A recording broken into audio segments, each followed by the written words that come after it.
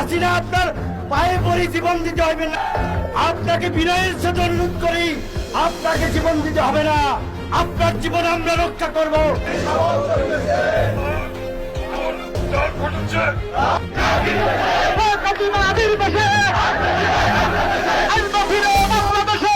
একটা সময় শেখ হাসিনা খুব কাছের আপনজন ছিলেন ভিপি নূর।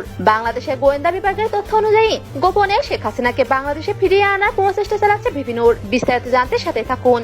শেখ হাসিনার হাত ধরে ভিপি নূর রাজনীতিতে প্রবেশ করেছিলেন। শেখ হাসিনাকে নিজের মা বলেছিলেন ভিপি নূর। এরপর কিছু অজানা কারণে সেই সম্পর্কের ফাটল ধরে। এরপর সরকার পতন আন্দোলনে শেখ হাসিনার বিপক্ষে চরম বিরোধিতা করে ভিপি নূর সহ অনেকের নেতৃত্বে গঠন করা হয় অন্তর্বর্তীকালীন সরকার ডক্টর ইউনূস। তবে আবারও শেখ হাসিনার পক্ষে গিয়ে ডক্টর ইউনূসের চরম বিরোধিতা করছেন ভিপি নূর।